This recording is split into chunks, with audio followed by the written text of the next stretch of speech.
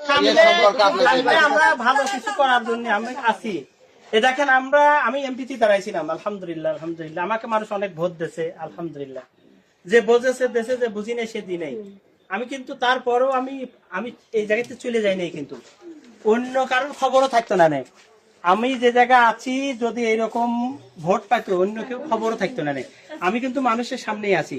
আজকে যে 11টা মানুষের 7-8টা মানুষের কুকুরি কামড়াচ্ছে, একটা বৃদ্ধ মহিলা, কিচ্ছু নাই, এই যে কাদিরপুরে যে একটা রাস্তাঘাটে থাকে, তাকে নিয়ে হসপিটালে নিয়ে ভ্যাকসিন দিয়ে ওষুধ দিয়ে যা লাগেছে সব দিয়ে ওনাকে ওই জায়গায় রেখে আসলাম। ওনার ঔষধ কিনবো, টাকা নাই, খুঁজতেছে টাকা মানসিক আছে। আর আমি বললাম ও যতদিন বাঁচবে আমি দেখবো, ইনশাআল্লাহ যতদিন বাঁচবে খাওয়া পড়া সব দেখবো। আমি 7-6টা ভ্যাকসিন দিয়ে ওষুধ দিয়ে কিনে এখন দিয়ে 2টা ভ্যাকসিন দিয়ে ওই জায়গায় পাঠালাম। আমি হইলো মানুষের দিতে আসি, নিতে আসি নাই। মানুষ বুঝলো না রে, আমার বুঝি নাই, চিনি নাই। আরে বুঝবি না পরে, এখন তো বুঝবেন ইনশাআল্লাহ। আমরা তো আমি তো দিওয়ার জন্য আইছি।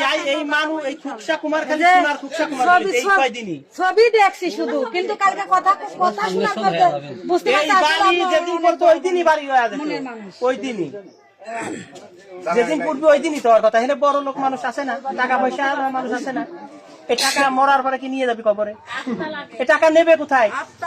আমি এখন যাইতে তো মারা যেতে পারি, এই টাকা দিয়ে করবো কি? আমি আল্লাহর টাকা আল্লাহর রাস্তায় দান করতে হবে, তাহলেই অবস্থা ভালো হবো। কিন্তু মানুষ চাইছিলাম যে এখন তো ওই যেটা আমার দরকার ওইটা আমি করতে পারতেছি না। যদি আল্লাহ এমপি বানাইতো আপনারা ভোট দিতেন তাহলে এর চেয়ে বেশি করতে পারতাম।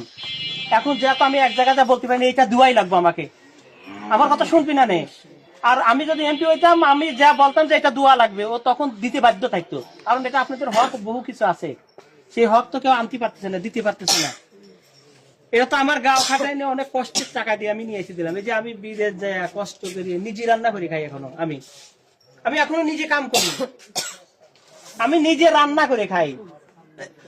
এই যে পর্বতে যে ভাত রান্না আমি নিজে রান্না করে খাইছি। 20-22 দিন যে সৌদি থেকে এলাম, আমি নিজে রান্না করে খাইছি। ভাত নিজে রান্নি, ইফতারি নিজে রান্না করি, সবকিছু নিজে রান্না করে খাই আসলাম। অনেক কষ্টের টাকা, তারপরেও আল্লাহর টাকা আমি মানুষের দেবো, আমি মানুষের সাথে থাকবোই ইনশাআল্লাহ। আপনাদের সহযোগিতা চাই আমি। যারা অসহায়, যাদের ওরা বাড়ি বসে পাবে, ওদের কোথাও যাওয়া লাগবে না। ওনাদের প্রত্যেক বাড়ি চেয়ারম্যান বাড়ি বাড়ি এসে নিয়ে দেবে, এটা চাইছিলাম আমি। আপনি যদি আরো 50-100 বছর বাইসে যান তাহলে এই বাড়ির যে কটা মহিলা পুরুষ আছে সব মনে করেন যে আপনার হয়ে গেছে। আমি তো চাচ্ছি যে আর কেউ নিতে পারবে না। এই যে এইরকম বহু বাড়ি পড়েছে, আপনি এক বাড়ি না, ওই যে আপনার 7টা বাড়ি ঘুরে গেছে 4 বছর আগে, 7টা বাড়ি ঘুরে গেছিল চোচেলডাঙ্গি। ও অন্য প্রতীক নিয়ে ঘুরতেছে, অন্য মানুষের প্রতীক নিয়ে। আজকে ওই যেটা টিম নিয়ে এলাম না, ওই দোকানদার বলে 14 গোষ্ঠীর ক্ষমতা ছিল না বাড়ি করার। তুমি যদি বাড়ি না করে দিতে বলি, ওর 14 গোষ্ঠীর ক্ষমতা ছিল না ওই বাড়ি করার। আমি 3 দিয়ে সবকিছু দিয়ে করিয়ে দিছি। ওরা মানুষ পরিবর্তন হওয়ার দরকার, এটা আমার নিজের জন্যই, কিন্তু অন্যের জন্য না, আমার নিজের জন্য পরিবর্তন হওয়ার দরকার মানুষের, নিজের আশায়, নিজের ইয়ের জন্য। কারণ মানুষ তো মারা যাবে, সবাই নামাজ কালাম পড়তে হবে, কিন্তু 5 ওয়াক্ত নামাজ পড়তে হবে, দোয়া করতে হবে ইনশাআল্লাহ। দর্শক মনের দুঃখের কথা প্রকাশ করলেন, আপনারা জানেন আলহাজ আনোয়ার খান।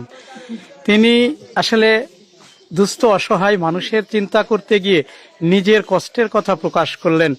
এই 6টি পুড়ে যাওয়া পরিবারের পাশে এসে টিন দিয়ে তাদের সঙ্গে কষ্টের কথা ভাগাভাগি করে নিলেন।